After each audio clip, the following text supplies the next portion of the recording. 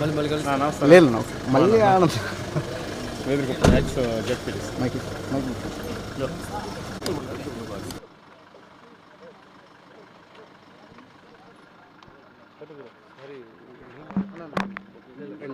కాదు కాదు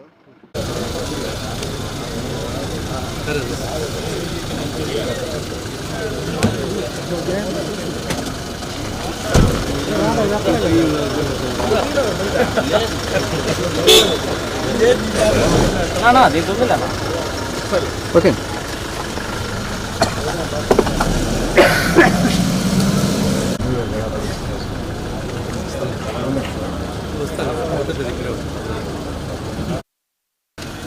కేబుల్ ఇచ్చాయి ఓకే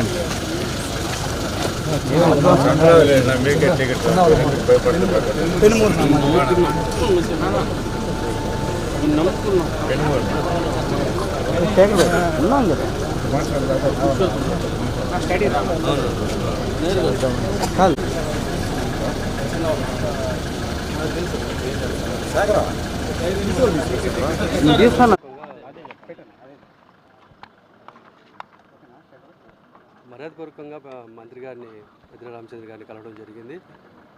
రాబోయే రోజుల్లో పూతలపట్టు నుంచి టికెట్ ఆశిస్తున్నాను. మంత్రి గారి యొక్క ఆశీస్సులు కావాలని చెప్పి సార్తో మాట్లాడడం జరిగింది. తప్పకుండా మరి మన అధ్యక్షుడు జగన్మోహన్ రెడ్డి గారితో మాట్లాడి నిర్ణయిస్తామని చెప్పారు. ఉండొచ్చు, ఇంకా త్వరలో తెలుస్తుంది. గతంలో ఎమ్మెల్యేకి పనిచేశాను 5 సంవత్సరాలకు ముందు. తర్వాత ఈ మధ్యకాలంలో 5 సంవత్సరాలుగా మరి నా డాక్టర్ వృత్తిలో ఉంటూ పార్టీకి సేవ చేశాను. అదే దాన్ని దృష్టిలో పెట్టుకొని నియోజకవర్గ ప్రజల ఆకాంక్ష మేరకు అలాగే పెద్దిరెడ్డి గారిని ఇద్దరు కూడా మరి వారి ఆశీస్సులతో మరి తిరిగి 2024లో ఎమ్మెల్యే కావాలని ఆశిస్తున్నాను. అదే వాళ్ళకి తెలియజేయడం జరిగింది. వాళ్ళు కూడా పెద్దిరెడ్డి గారు కూడా స్పందించడం జరిగింది.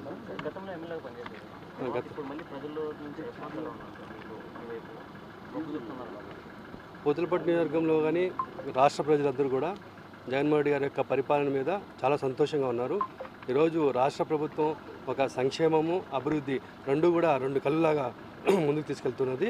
దాన్ని బట్టి ప్రజలందరూ కూడా చాలా సంతోషంగా ఉన్నారు. కాబట్టి ఖచ్చితంగా రాబోయే రోజుల్లో తిరిగి జగన్మోహన్ రెడ్డి గారిని ముఖ్యమంత్రి చేస్తారని ఆశాభావం వ్యక్తం చేస్తున్నాను. నేను పూతలపట్టు నియోజకవర్గానికి ఎమ్మెల్యే టికెట్ ఆశిస్తున్నాను. నా ప్రయత్నాలు నేను చేసుకుంటున్నాను. అది అవుతుందని భావిస్తున్నాను. అధ్యక్షుల వారికి తెలియజేస్తాము.